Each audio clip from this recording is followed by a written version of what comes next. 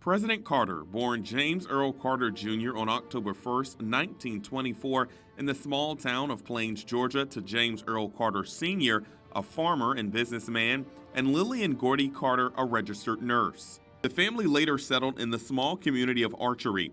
Growing up, the soon-to-be president had a typical childhood. Becoming heavily involved in church, Carter also remained focused in the books as he knew he was destined to serve the nation in a much bigger way. Well, living 2.5 or 3 miles outside of town on a farm in an isolated rural community, Plains to me was a big city. Following his high school graduation, Carter jumped around to different schools, studying at both Georgia Southwestern College and the Georgia Institute of Technology.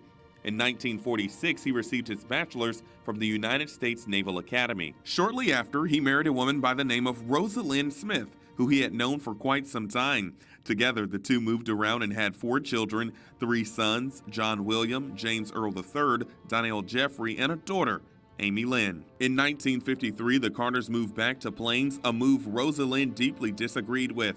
But after his father passed, Carter felt it was his duty to take over the family's peanut farm and tend to his mother. After making Georgia home a second time, Carter quickly became involved in the community, becoming a leader on the Board of Education, Hospital Authority, and Library. Carter, a Southerner, yearned to be different from the typical Southern politician, scoring his first major political role in 1962 after being elected to the Georgia Senate. But Carter's eyes were set on a much bigger prize. At just 46 years old, he became the 76th governor of Georgia in 1971. At the end of a long campaign, I believe I know our people of this state as well as anyone could.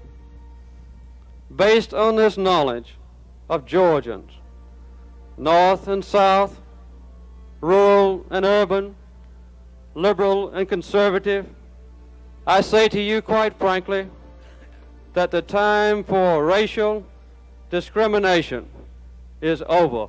Once he was governor, he vowed to make a difference in the state. Carter often spoke out against segregation and promoted education and prison reform. Many credited him with diversifying the state's government as well. In the 1970s, following the Watergate scandal, Americans felt elected officials couldn't be trusted.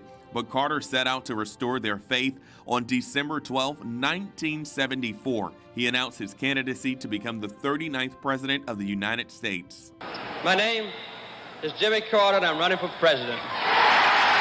Optimism filled the air as Jimmy and Rosalind Carter entered the White House with their kids in tow.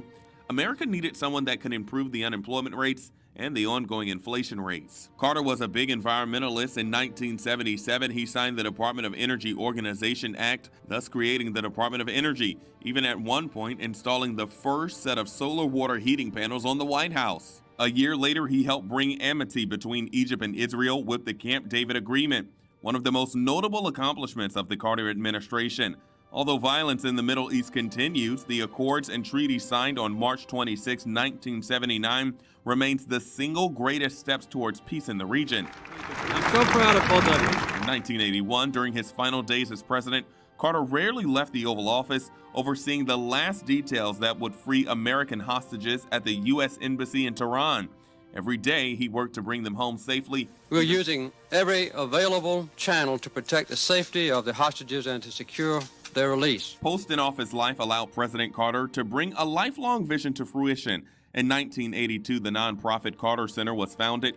Most importantly, in 1994, when the U.S. and South Korea were on the brink of war with North Korea, Jimmy and Rosalind traveled to the country representing the Carter Center to meet with the North Korean president, ultimately resulting in North Korea agreeing to freeze its nuclear program. Since President Carter's election went so well in the U.S., he and the Carter Center helped strengthen democracy by overseeing over 100 national elections. The Carter Center continues to guide the growth of democratic institutions, ensuring that government decisions are open and transparent and competing for the public office is fair.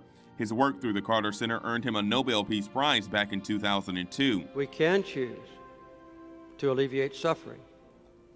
We can choose to work together for peace. We can make these changes.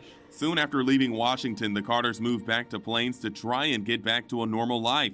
The couple sold their peanut warehouse, began writing memoirs, and President Carter became a professor at Emory University in Atlanta. Up until his death, President Carter remained deeply rooted in Plains, continuing to practice his faith as he served as a Sunday school teacher.